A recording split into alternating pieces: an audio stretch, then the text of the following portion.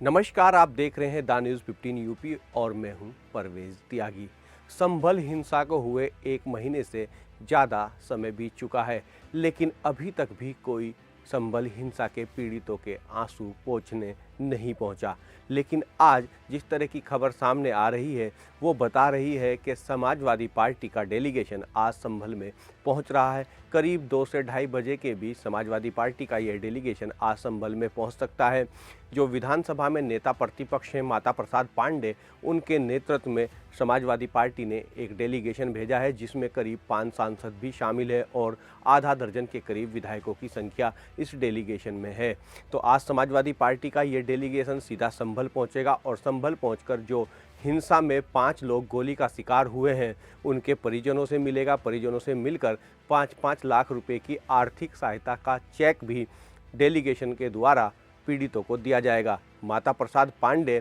लखनऊ से दिल्ली पहुंच गए हैं और दिल्ली के बाद वो यहां से कार द्वारा सीधा कार के रास्ते, सड़क मार्ग के रास्ते संभल पहुंचेंगे और इस डेलीगेशन में जो तमाम लोग हैं उनमें मुजफ्फरनगर के सांसद हरेंद्र मलिक,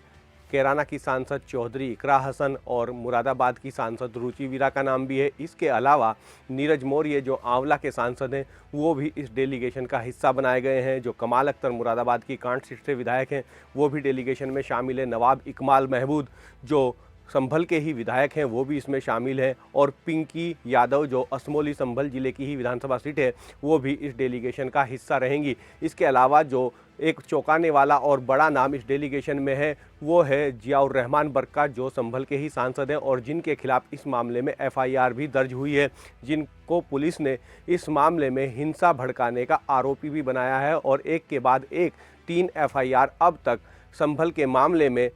सांसद जियाउर रहमान बर्क के खिलाफ संभल की पुलिस दर्ज कर चुकी है। ऐसे में लगातार जो है संभल के सांसद जियाउर रहमान की मुश्किलें बढ़ती जा रही हैं। जिस तरीके से पिछले दिनों देखा गया है कि संभल के सांसद जियाउर रहमान के घर पर बिजली विभाग और पुलिस की लगातार दबिशें दी गई, रेड डाली गई और जिसमें एक बड़ा बिजली चोरी का मामला सांसद जियाउर रहमान के घर पर मिला है और उसके बाद उन पर एफआईआर दर्ज की गई है। लगातार समाजवादी पार्टी और भारतीय जनता पार्टी के बीच संभल की हिंसा को लेकर कहीं ना कहीं सियासी पारा जो है वो कड़ाके की ठंड में भी अब फिर से चढ़ता हुआ दिखाई दे रहा है। जिस तरीके से संभल की हिंसा को लेकर आज समाजवादी पार्टी का 1 महीने से अधिक समय के बाद जो है डेलीगेशन संभल पहुंच रहा है, उसके बाद ऐसा लगता है कि कहीं ना कहीं फिर से उत्तर प्रदेश का सियासी पारा जो है वो संभल के मामले में चढ़ गया है। क्योंकि इस समय संभल में कहीं ना कहीं खुदाई का काम जारी है। जो शाही जामा मस्जिद है संभल की, जिसके सर्वे को लेकर विवाद हुआ था, उसके सामने ही पुलिस चौकी का निर्माण कार्य पुलिस प्रशासन द्वारा कराया जा रहा है और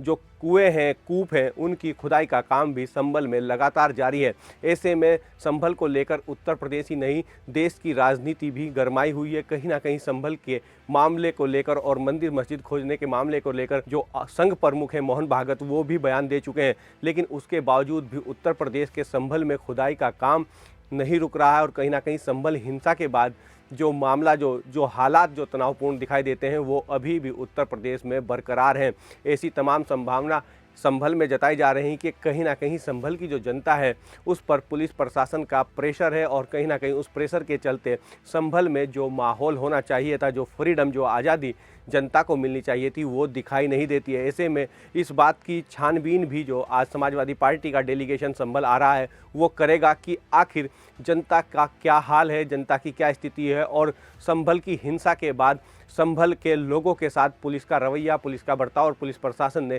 किस तरीके की कार्रवाई की है। जो हिंसा के जख्म हैं वो जख्म कितने गहरे हैं और पूरी भूमिका पुलिस प्रशासन की भूमिका इस पूरे मामले में किस तरीके की रही है उसकी जांच भी कहीं ना कहीं ये डेलीगेशन समाजवादी पार्टी का करता हुआ दिखाई देगा और डेलीगेशन इस जांच रिपोर्ट को अपने राष्ट्रीय अध्यक्ष अखिलेश यादव को सौंपेगा। तो ऐसे में संभल हिंसा को लेकर उत्तर प्रदेश की राजनीति का जो पारा है वो फिर से चढ़ता हुआ दिखाई दे रहा है, वो फिर से चढ़ गया है। क्योंकि कहीं ना कहीं जिस तरीके से पहले समाजवादी पार्टी का डेलीगेशन और कांग्रेस के नेता राहुल गांधी, प्रियंका गांधी संभल जाना चाहते थे और पुलिस प्रशासन ने उन्हें सरकार के इशारे पर बीच सड़क पर ही रोक दिया था, जाने नहीं दिया था, जिसको लेकर खूब हो हल्ला भी मचा था। लेकिन अब वही डेलीगेशन कहीं ना कहीं फिर से इसी साल के अंत में जाता हुआ संभल में दिखाई दे रहा है। ऐसे में ये बात तो तय है कि संभल में समाजवादी पार्टी के डेलीगेशन के पहुंचने के बाद कहीं ना कहीं राजनीतिक जो तूल है वो फिर से संभल की हिंसा के मामले में पकड़ सकता है। और समाजवादी पार्टी का ये डेलीगेशन संभल पहुंचने के बाद कहीं ना कहीं योगी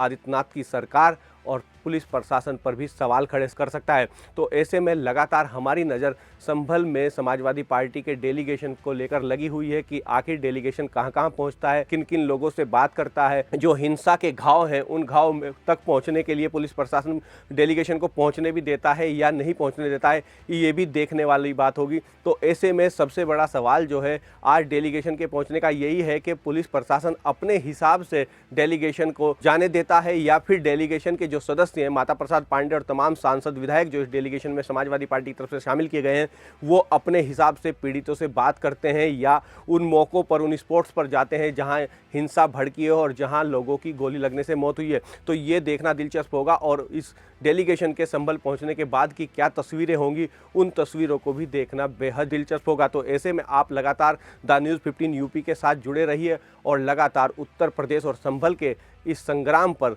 इस घमासान पर लगातार अपडेट हमारे साथ देखते रहिए। नमस्कार।